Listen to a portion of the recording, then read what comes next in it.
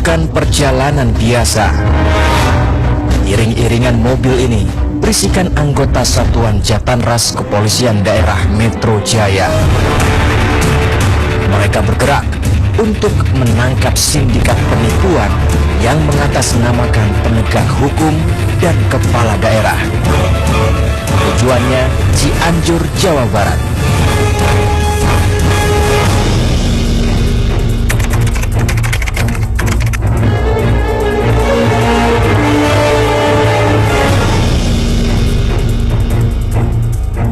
Perjalanan berhenti di komplek Villa Pemandangan di wilayah Cimacan, Cipanas. Villa ini diduga kuat dijadikan sebagai tempat persembunyian komplotan pelaku penipuan. Rupanya, villa ini memang berpenghuni.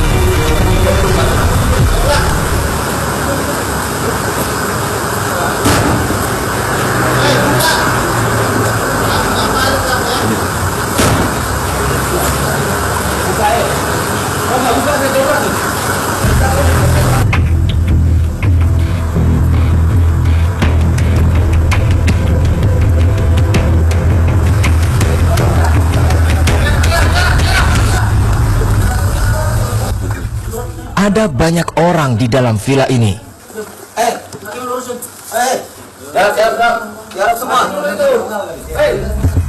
Karena jumlahnya cukup banyak, personil dari Polda Metro Jaya pun ditambah untuk melakukan pengamanan.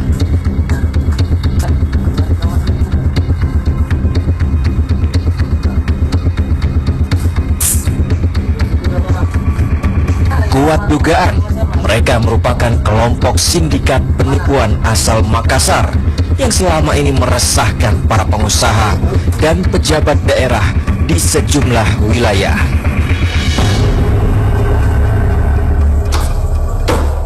Villa berlantai 2 ini pun disisir untuk mencari barang bukti.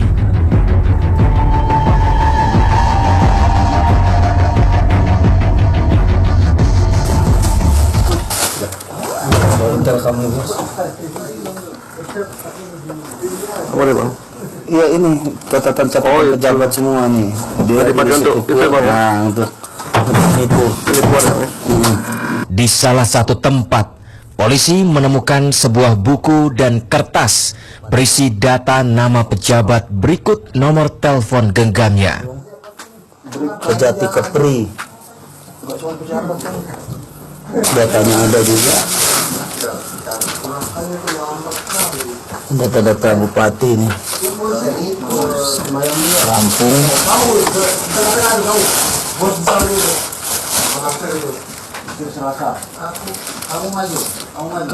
Kasubdi 3 Polda Sumut, Bupati Bekaya, Kasat Intel. Untuk meyakinkan korban bang ya? Iya, termasuk nomor handphone-handphonenya kan ini dibuat dipakai sama dia buat modus ngaku-ngaku pejabat ini kan.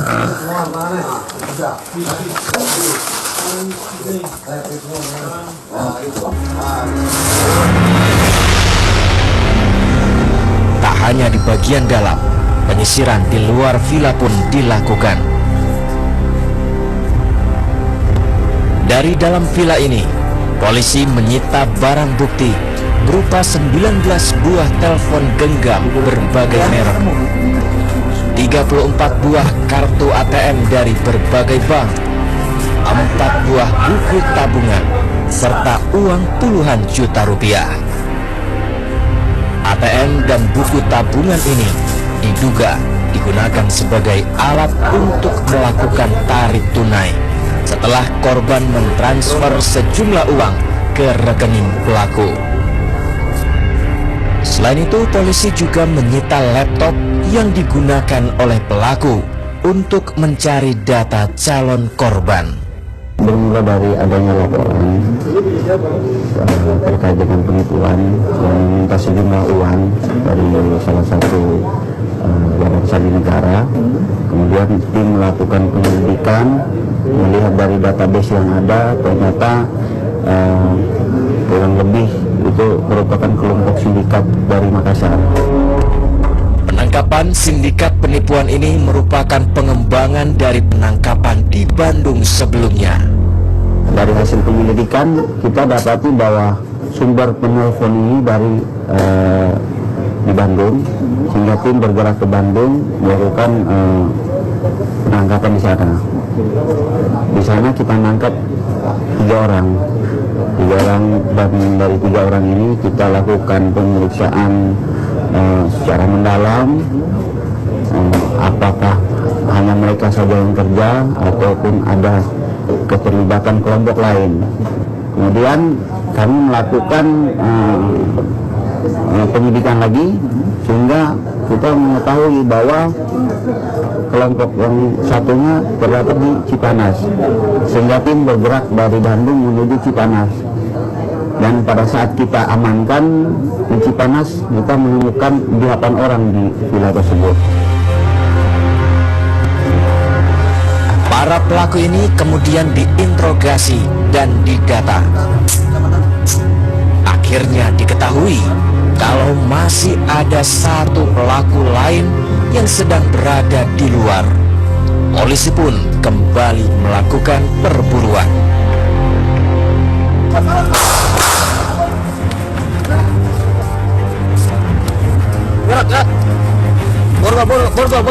Borgol tangan.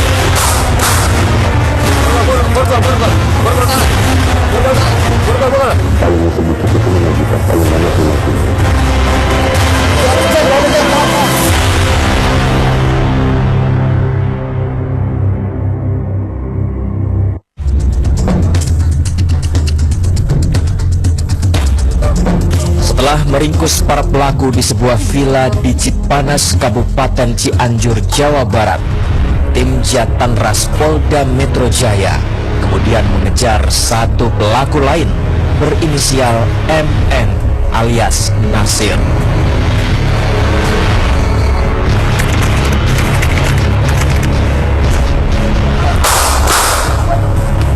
Setelah pengejaran cukup lama, polisi akhirnya meringkus Nasir.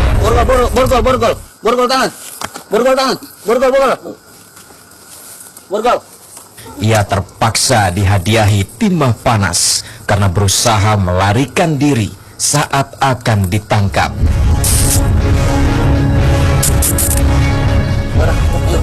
Nasir merupakan pemain lama dalam sindikat penipuan yang mengatasnamakan penegak hukum dan kepala daerah.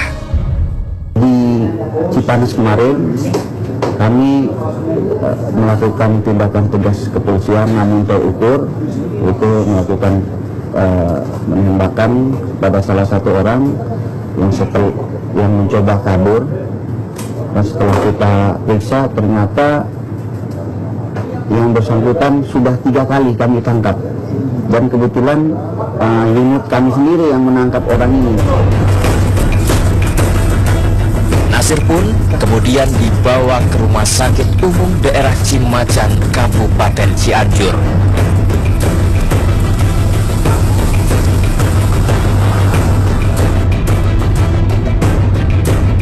Polisi terus mengembangkan kasus ini sampai akhirnya muncul 1 nama lagi, yaitu pelaku berinisial ES alias AS yang bersembunyi di wilayah Cibeber, Cianjur.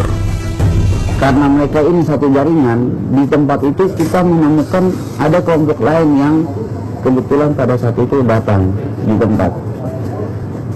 Mungkin dia lagi nginap atau berkunjung. Kita melakukan pemeriksaan lagi dan kita dapati bahwa teman kerja dia ada di villa lain, sehingga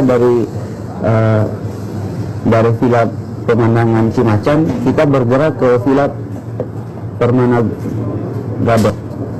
Nah, di sana kita menemukan 1 orang lagi tapi kelompok ini bermodus SMS kasar, mengirim SMS ke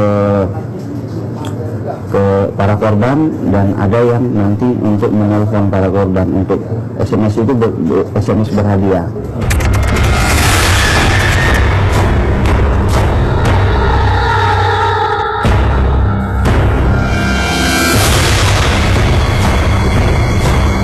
Rumah yang berlokasi di Kelurahan Sukamanah, Kecamatan Cibeber, Kabupaten Cianjur ini jadi target penggerbekan berikutnya. Polisi langsung mengepung rumah ini.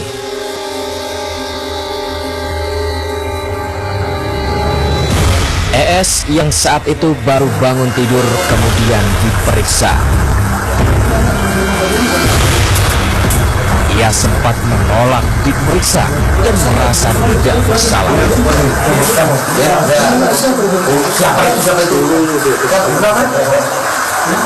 Ini orangnya?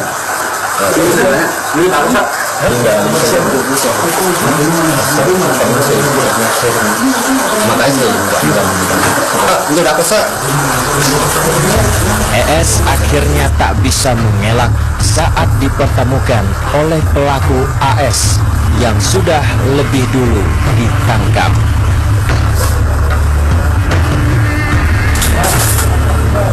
Untuk mencari barang bukti, rumah ini pun digeledah.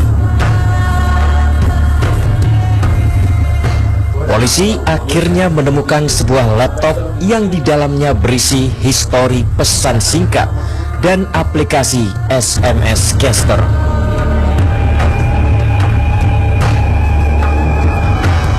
Data ini tentunya cukup kuat untuk dijadikan sebagai barang bukti kejahatan yang telah dilakukan ES.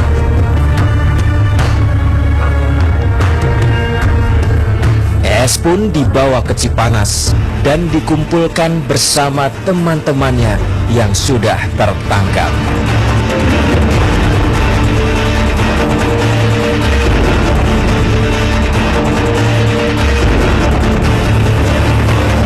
Villa di kawasan Cipanas ini sepertinya memang cocok untuk persembunyian para pelaku kejahatan.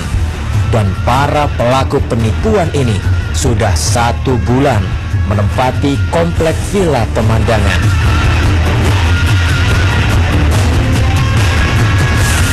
Menurut Irwan, petugas keamanan villa, tak ada yang mencurigakan dari gerak-gerik sindikat ini. Awal yang pertama dia masuk ke sini sama keluarganya, saya lihat ada perempuan, terus ada anak kecil juga. Pertama saya lihat mah gitu. Kemudian untuk yang kedepannya masih ada anak muda apa gitu yang mulai berubah ya. Berubah betul. Kalau saya lihat itu untuk itu ada keluar gitu belanja apa ke Indomaret kemana gitu, ada saya lihat ada kegiatan gitu keluar aja nggak kayak keluar nggak mencurigakan apa-apa gitu. Pertanyaannya sekarang, bagaimana para pelaku ini menjalankan aksinya?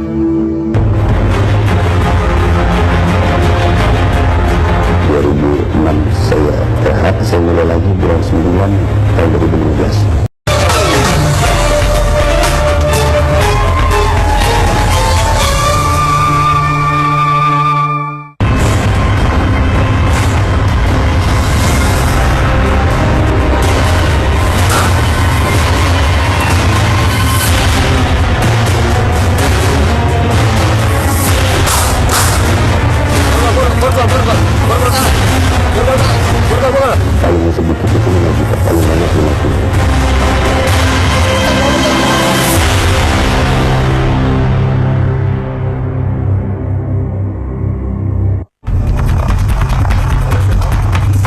Dari sejumlah tempat di wilayah Cianjur, Jawa Barat ini, polisi meringkus 14 pelaku. Mereka dikumpulkan di Villa Pemandangan Cimacan, Cianjur.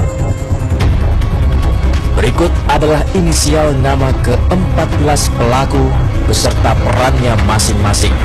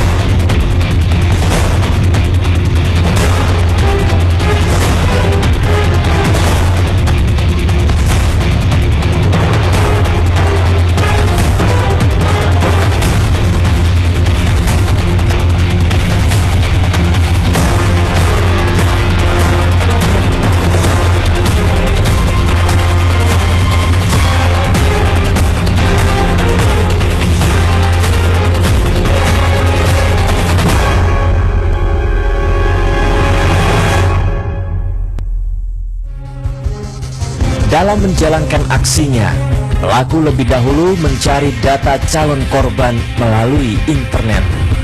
Targetnya adalah pengusaha atau pejabat daerah yang tersangkut hukum. Setelah mendapatkan data berupa nama dan nomor telepon, pelaku kemudian menghubungi calon korban dengan mengatasnamakan ajudan, sekretaris penegak hukum, atau kepala daerah. Calon korban yang terpancing kemudian menghubungi nomor pelaku. Dan saat itulah pelaku beraksi. Kami sempat mewawancarai YA alias Yasir, pelaku yang berperan menelpon korban untuk minta ditransferkan uang. Kita contoh aja, misalnya kita misalnya membaca korannya, koran Tribun Timur. Di situ ada berita bahwa polisi kehutanan Sidrap menangkap puluhan atau ratusan kubik kayu. Lalu kita mencari informasi siapa pemilik kayu itu, lalu kita menyampaikan untuk menghubungi kepala dinas kehutanan setempat. Dari situ nanti kita melobi supaya permasalahan ini diselesaikan di tempat dengan meminta semacam ucapan terima kasih gitu. Yasir mengaku setiap transaksi ia mendapat 35% dari total uang yang telah ditransfer oleh korban. Yang eksekusi di lapangan itu kan 20%. Jadi sisa 80. Kadang kita 12% atau 15%. Kita berikan kepada anggota lain. Sejak kapan mulai melakukan penipuan seperti ini? Saya udah tahun 2004. Sejak tahun 2004, lalu 2006 saya istirahat ya. Lalu saya mulai lagi 2013. 13 saya kerja 6 bulan, lalu saya istirahat. Saya mulai lagi bulan 9 tahun 2015. Selain itu, kami juga sempat mewawancarai Nasir, penyedia kartu ATM dan buku tabungan. Mulai kerja bulan ini, setelah 2 bulan, 3 bulan, baru 2 kali transaksi, Pak. Jadi dari 2 transaksi dapat berapa? 4.400.000, Pak. Kemudian uangnya pakai buat apa? Saya beli buat rekening lagi, Pak. Biasa rekeningnya kalau habis dipakai, biasa keadaan mati, keadaan tidak, Pak. Oh, langsung dibuang gitu aja? Kalau rekeningnya udah blokir, langsung dibuang. Mendengar pengakuan Nasir bahwa kartu ATM dan rekening didapat dari Kris, kami pun mencoba meminta keterangan dari Kris. Dari penjualan rekening dapat berapa? Saya untungnya cuma 200 karena modal awalnya KTP kakak 100 sama yang di dalam rekening itu ada 500, saya tarik kembali 400, disisain 100. Bahannya asli, cuman datanya aja asal semua. Kalau dalam 1 minggu saya cuma bisa bikin 10 rekening. Kalau dalam 1 bulan kurang lebih ya 30-an. Akibat perbuatannya ini, para pelaku terancam hukuman 7 tahun penjara. Kepada para pelaku kita kenakan pasal 263 dan atau 378 dan atau 5556 KUHP dengan ancaman hukuman maksimal 7 tahun penjara. Cukup mengerikan. Dari pengakuan para tersangka, nampaknya mereka dengan mudah membuat rekening dan meregistrasi nomor telepon genggam dengan menggunakan identitas palsu. Kalau semua ini terus terjadi, maka jangan heran kalau suatu saat akan ada lagi orang-orang yang tertipu.